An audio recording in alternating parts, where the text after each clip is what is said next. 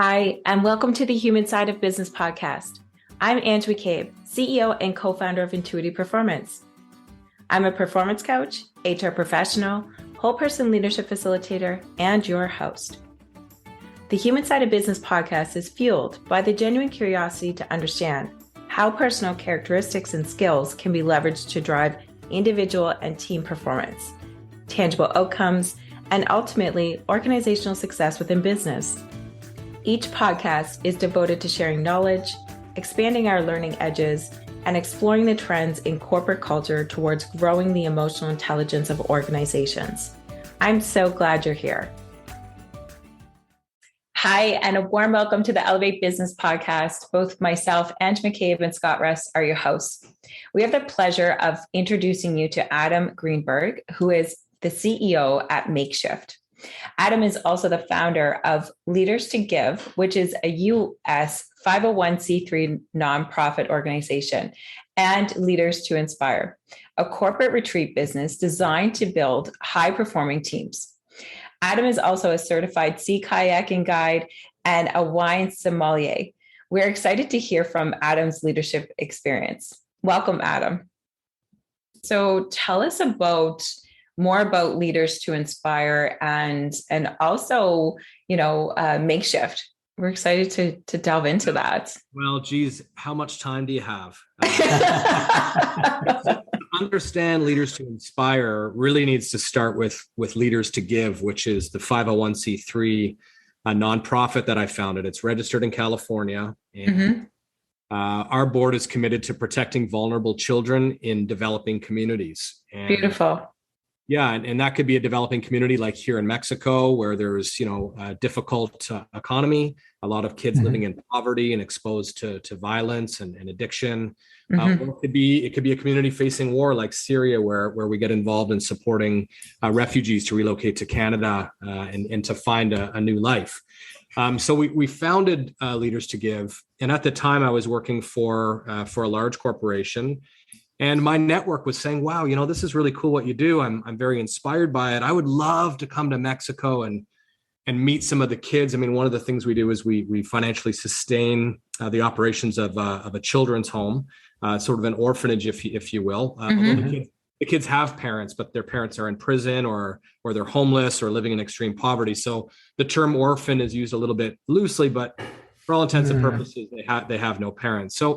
So my professional colleagues would say, I would love to meet the kids and go to the orphanage and help out. And so I found myself kind of almost like running free retreats where I would help them organize their travel and the airport, and I'd run them to the orphanage, and then we'd go for dinner. And then, and a friend said, we should do this like full time. We should run retreats that combine social giving and volunteerism with businesses that want to create cultures of initiative and purpose.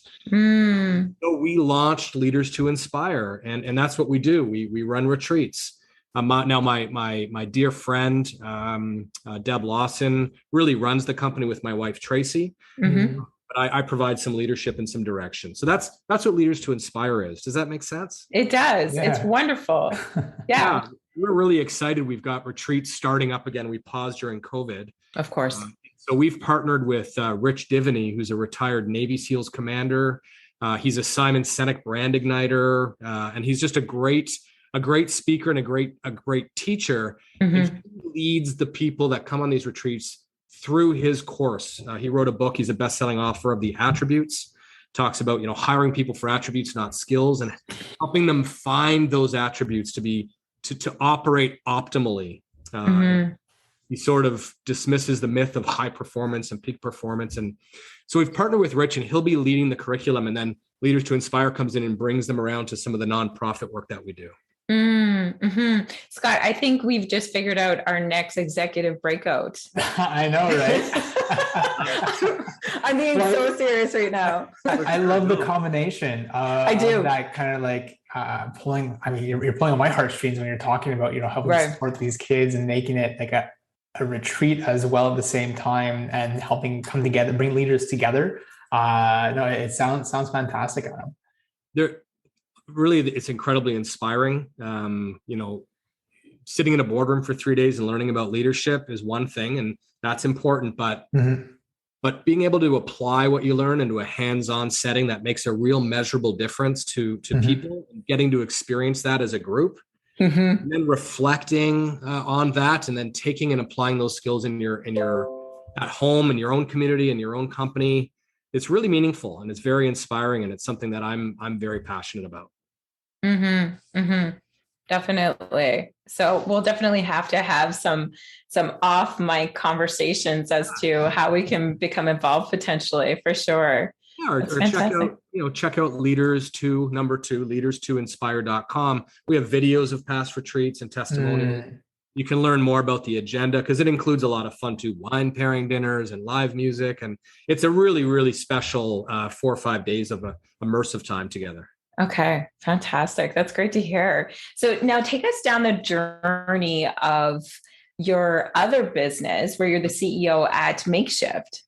Yeah. So, I mean, my corporate career started at Ceridian in like 2003. Geez, I'm aging myself now. And I started there just selling small business payroll solutions. And I was very successful very early. Mostly because I was lucky enough to work with really smart people who helped me. And I received a number of promotions. I ended up leading the sales organization and moving to Western Canada. So I led sales for Ceridian, and then I was recruited to SAP. Actually, it was SuccessFactors right when SAP acquired SuccessFactors. It was a $3.4 billion acquisition. I was the first sales rep in Canada for SuccessFactors, and then I was promoted to be VP of sales for SuccessFactors, and I led the team there. We hired and built a team ground up, led the team there for a few years. I moved over to PeopleFluent, where I built a sales organization in Canada. And then after PeopleFluent, I joined a company called Telemetry, which has since been acquired by JobVite. At that point, I actually got sick. I was diagnosed with thyroid cancer, and I had to take a pause. Yeah, no, I'm okay now. So I bounced back. I've got the clear, but it really made me reflect. I was spent more time in Mexico with my family, and decided to really double down on things that matter to me, like the nonprofit work that we do. And then I was recruited back to SAP, and I led strategic global sales and sales programs for SAP. I found myself at Rising, and Rising is SAP's largest services integration partner. And there I was approached by the chairman and founder of MakeShift, and he offered me an opportunity to compete for the CEO role. And for me, it's a professional dream come true to run a high growth SaaS company. We have 22 employees. We're approaching a few million in revenue, and we're making a real difference in terms of the lives of shift workers. So shift workers is a huge population of the workforce in Canada and the US, and the number one group that struggles with mental health issues because of lack of control of their schedules.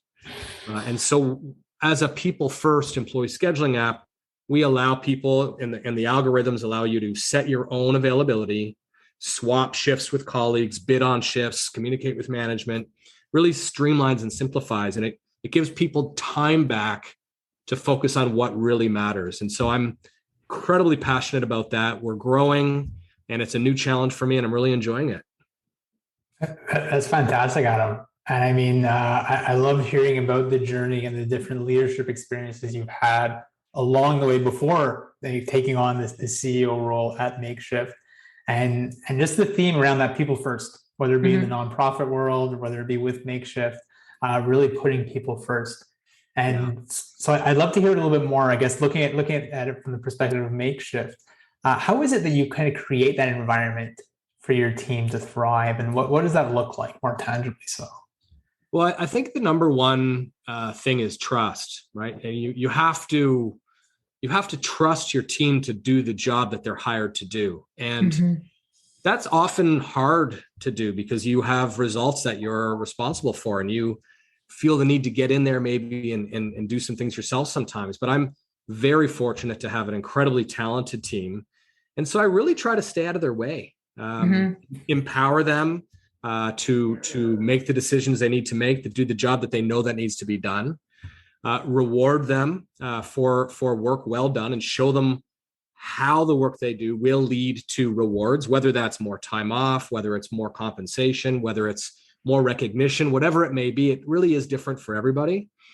And then just being a part of it and supporting them and standing behind them and helping them where they need help. That's really my philosophy. I've been fortunate enough, and I've been invited to guest speak at Simon Fraser University's leadership course at the BD School of Business. Mm-hmm. And this is the number one thing I talk about. I mean, I've got, I'm running a high growth SaaS company, running Leaders to Inspire. I'm the CEO and chairman for Leaders to Give. And I also have a little side business on the side where here in Mexico, where I live part-time, I've got a little wine and tequila bar because that's something I'm passionate about and it's fun. And I have a team that runs that. And I can't do all of these things. There's no way. And so I rely on really smart, talented, and engaged people to do the work that needs to be done. And I help them, but I really just stay out of their way. Mm-hmm. Mm-hmm. And you talk a little bit about philosophy. I'm curious about your vision. And how do you ensure that you have the environment that you can pass down that vision for your quote unquote smart team members or your A players? Mm-hmm. Yeah, that's a really great question. For me, it's about inspiring people and letting them know that they can really accomplish anything that they want and making them feel safe and comfortable and open. So I have a very transparent communication style. We have a monthly, I do this with all my businesses. We have a monthly meeting with all employees where we share everything. I mean, we go through the highlights of the financials. We talk about EBITDA. We talk about losses. We talk about gains. We talk about some of the tough decisions that have to be made for the benefit of everybody. And I ask everybody to participate in that and let them know that we're all here. We're all in this together to get a job done. We all have different reasons for doing it, but we need to do it together. I'm just one person. I may have the title and the authority to make different decisions, but we need to work together. And I ask people to join me on that journey. And some people do, and they want to, and other people say, this isn't for me, and that's okay. Mm-hmm. I had a conversation with a new hire recently who's young and fresh out of university. And after a few months of the job, and it's a hard job, right? I mean, it can be really hard. You're doing sales, you're doing outreach. It's very difficult. Mm-hmm. And he said, I'm just not sure what I want to do. And I'm like, thank you. Like, that takes a lot of courage to say. It does. Mm-hmm. And so thank you. And how can I help you find your path? You've got a role here, but if you want to move on, that's okay. And we'll work on a transition and we'll find a replacement and you'll find something better. So I think that's my philosophy. That's my vision. It's transparency and empowerment. Mm-hmm. Mm-hmm. I think it speaks a lot to the environment that you're able to create within the organization, to have an employee have the courage to be able to speak up and say, hey, this is how I'm feeling. And then I can only imagine the reward it feels when you're actually met with, okay, well, how can I help you? Versus, right. No, what do you mean? No, I think you're good here. Let's keep working at it, Right. If you don't want to be here, then there's the door. It's like, no. That's definitely not it. Now, hopefully my staff say the same thing when I'm not there, but I hope that's what's happening. And I feel very strongly, I believe in a world where this is how we sit and work in a boardroom. We can collaborate and we can work together and have each other's back and really care for each other. Growing up, I always heard the term about work-life balance. To me, that work and life are one and the same. I love the work I do. It's part of my life. I don't leave it at the office. I do take it home. I need to take it home. I talk to my family about it. So that's my vision. I don't know if it's right or wrong, but that's what I'm running on. Mm-hmm, definitely. It's looking at the whole human, which is something that Scott and I resonate with 100%. And I'm really curious, how do you transfer these thoughts, emotions, and strong passions into performance with your team members? What does that look like? How's it different? Yeah, that's another really great question. It's hard. It really just comes down to accountability. When you empower people and you empower them and you support them, but you stay out of their way, they become accountable and they understand that they're accountable. Mm-hmm. And what, the magic is that when things, deadlines, work completion, when it doesn't get met, because it doesn't all the time. I mean, it's like a sales forecast. It is a forecast for a reason. You're forecasting, you're thinking this is what's going to happen. And you try to hit those targets, or you try to get some code done on time, or you try to have presentations ready. When it's not met, what happens is, instead of me saying, I'm disappointed or I'm upset or this wasn't done, I have people coming to me and saying, I'm falling behind. Here's where I need help. And it's like really, really great to see, because then we can sit down together and reevaluate the need to hit targets, the need to hit things on time, and make sure that the people that are responsible understand why it's important to do those things. Mm-hmm, definitely. And I'm smiling from ear to ear, because what I'm reading inadvertently between the lines, Adam, is your team members feel so safe that they can not only put their ego aside and admit to something that's going awry, but they can also identify and help problem solve with you. So it avoids a lot of those conversations that can feel sticky or icky when it comes to performance, right? For sure. There's also, like, human beings are complex, emotional creatures, right? We have on days and off days. We daydream. We have different needs and wants and changing feelings. And so it doesn't benefit anybody to say, you failed, you didn't do well, you didn't meet expectations. It benefits people to say, here's what I need from you. Are you able to deliver it? Mm-hmm. Can you deliver it by this day? Because that's when I need it. Mm-hmm. Okay, what happens if we don't? I just need you to keep me informed so that I can have your back and help set expectations. And I also am transparent. I let them know what I'm facing. I'm preparing for a board meeting. I'm preparing to meet with our chairman. I'm preparing to stand in front of investors and let them know that it's up, it's down, it's sideways. So I need your help. And I think that creates a bit of a bond as well. Mm-hmm, mm-hmm, exactly. I think what I'm seeing there, Adam, is the tying in, the work that I'm doing, this is how it's contributing to the organization as a whole. And you've talked about empowering, you talked about holding accountability, having that open and transparent space for employees to be able to speak up and to collaborate and work together. There's one thing you mentioned as well that I think doesn't often get forgotten, but I think is something that we kind of pass over. And it's the piece you mentioned about understanding. And so I'd like to learn a little bit more about how do you kind of understand your employees a little better to be able to empower them, recognizing that, one employee might need different support than another. Mm-hmm. Man, you guys have some really good questions. I think it comes to perspective.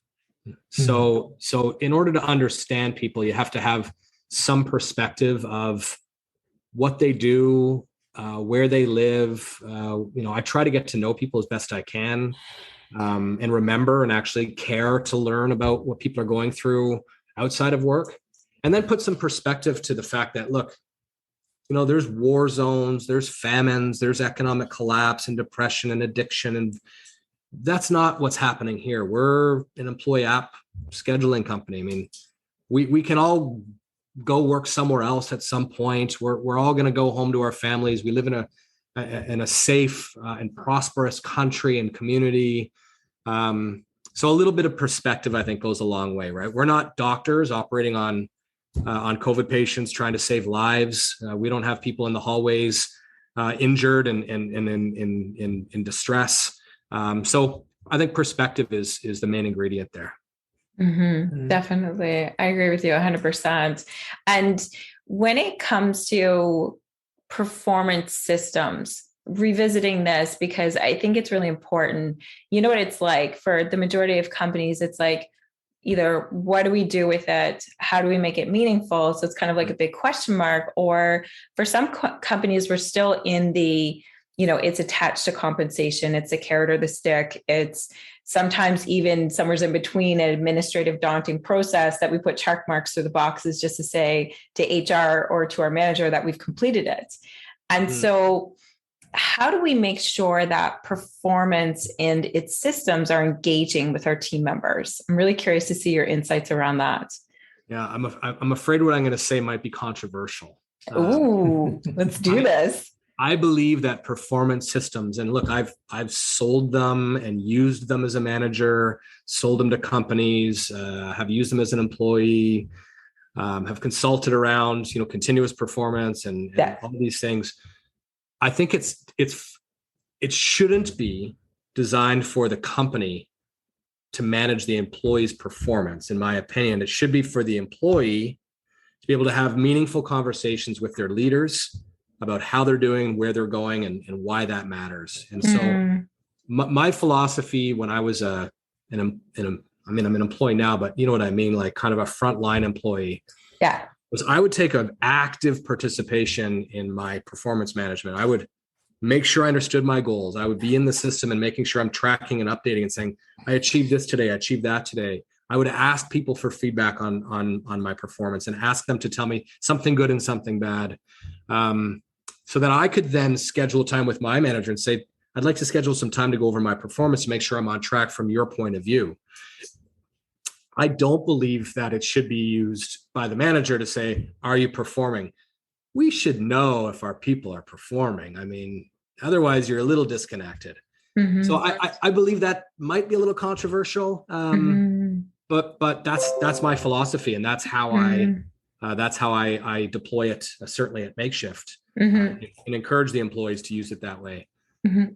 I also believe that it should tie into compensation as well. So I do believe in a pay for performance type of culture. We do offer an annual bonus structure.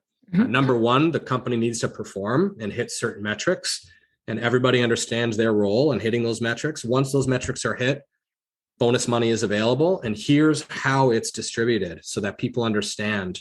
And I think they take a little more ownership that way as well. Mm-hmm, definitely. And I think I'd add too, that's different than having comp ratios, for example, right? So by meaning that if you get into a role, if you hit ABC, then you might get 2%, or in between 2 and 6%, right?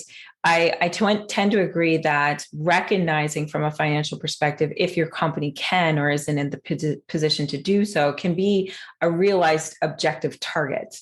Yeah. Where I think that there's layers to add from performance perspective. I think it's just dovetailing off what you're saying, Adam, getting really succinct and in agreement with regards to, okay, what is Ange going to hit this year? What are her targets?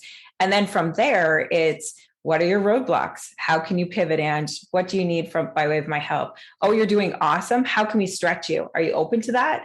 So having those types of conversations, I feel, is enrichment to not just the person, but the whole team, because I'm sure you experience that and kind of get goosebumps on a daily or monthly basis with your team members, because they're like, okay, they see I care, and their performance is showing that as well, because we are here to achieve something, but to recognize that there's a human side to us as well. For sure. Yeah, no, I think that's very well said. It's definitely different in different jobs and different environments, and for different people, different age groups, different backgrounds. Culturally, it's very, very different. Like, for example, I mentioned I run a little business in Mexico. It's a little wine bar on a beachside resort, and it's just a little fun thing that I do. And compensation does not drive motivation. It doesn't. They're not. No. In fact, if you hand over a bunch of money, they kind of just relax. It's like, oh, well, great. I've hit my target. So now I can go spend more time with my family. Yeah. Time off is very motivating. More time with family, a longer lunch break. This sort of thing is what really inspires people. Definitely. It's different. For me, I used to be coin operated growing up as a sales guy. That's changed for me. It's now more about an opportunity to give back, to have a flexible living arrangement, more time with my kid, that sort of things. But it's different for everybody. Definitely, for sure. And I can see how that ties back in again to MakeShift around, understanding what motivates people isn't necessarily just financial compensation, but rather having time off to be able to spend it the way that they wish to spend it, either with themselves or with their families or people important to them. Yeah, it's interesting, like the pandemic, I'm sure you've heard of. We're all living, right? But like what's happened as a result is people are demanding a more flexible work environment. They don't want to go back to the office and be in a crowded building and crowded subways. And so now you've got to schedule your staff to be part-time at home, part-time in the office. You've got to control how many people are in the office at one time. Mm. Then there's the ability now to, like what I do, and I tell my team, look, I live and work in Mexico half the year. You can do that too. So you've got options. And scheduling is a big part of that. Right. Right. And how do you go about that? Because there's still a lot of mixed bag thoughts around hybrid working, and how do we make teams work remotely, and how do we make it effective by way of communication? What are you seeing by way of successes so far? Well, again, it comes down to trust. First of all, so you've got to trust your employees to get the job done, not to go to work, but to do work that needs doing, and then measure based on outcomes. So it doesn't matter to me if you're on the beach taking a conference call. I really don't care, as long as you're available and you're actually thinking and you're engaged and you're getting the work done. And if I can provide that lifestyle for you, where you could be on the beach working, fantastic, good for us. And some people don't want that. Some people are feeling very isolated, and they need interaction, and they want to be together with their colleagues. And so we try to host, even in the pandemic, we hosted to give it optional. Look, it's optional for people who are comfortable. If you're not comfortable, you don't have to. We're going to get together.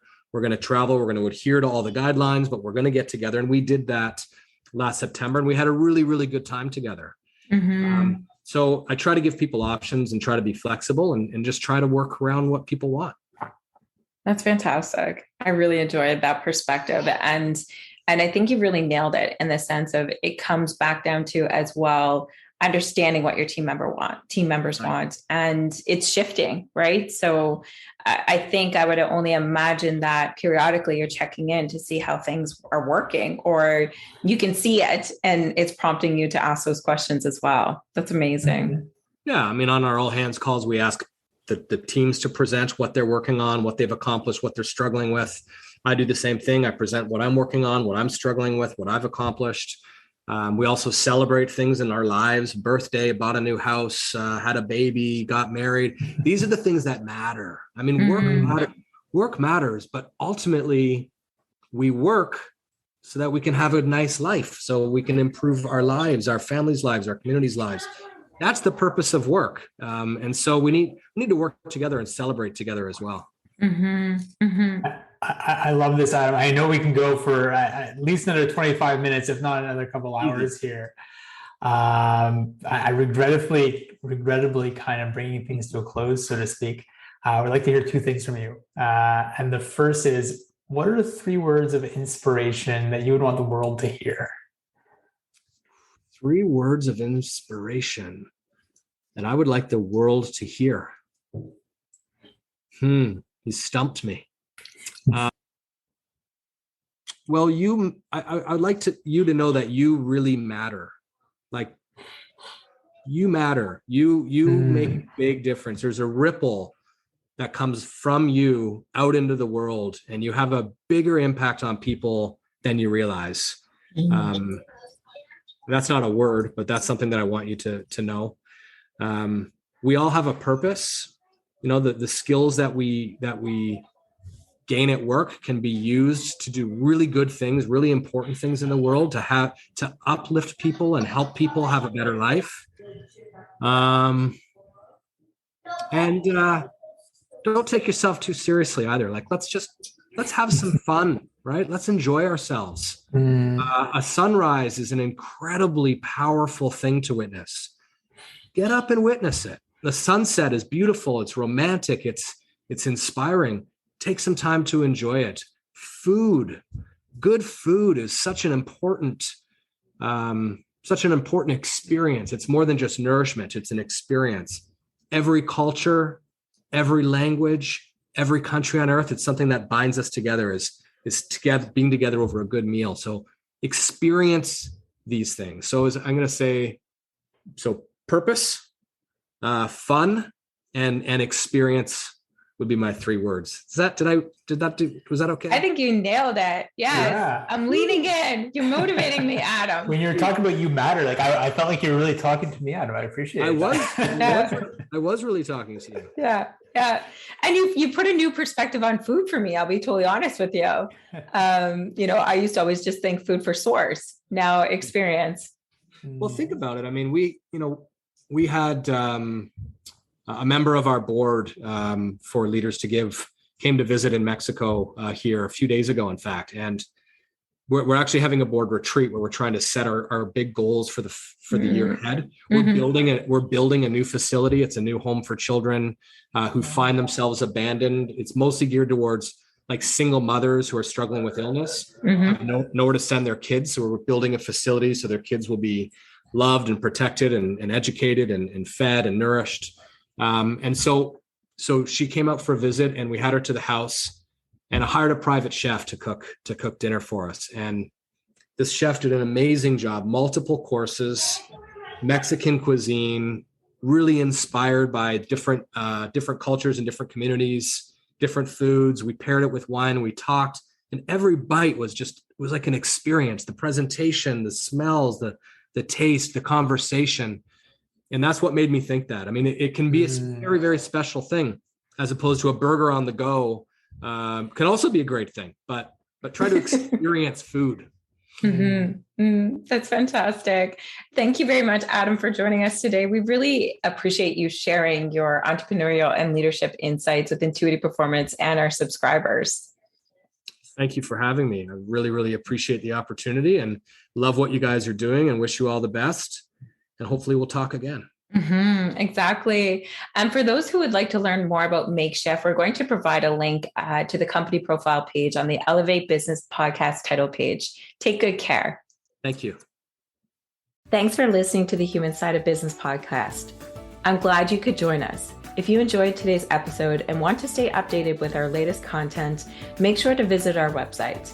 The link can be found in the episode description, where you can subscribe to the podcast, sign up for our newsletter, and learn more about our whole person leadership services. Sounds interesting? Explore the Whole Person Leadership Cohort by Intuitive Performance, a unique program that offers unparalleled support to managers on every step of their leadership journey. Our program features evidence-based assessments, workbooks, group coaching, and interactive learning experiences to help you level up your leadership skills. Reach out today to apply to one of our upcoming cohorts. Until next time, take care and stay curious.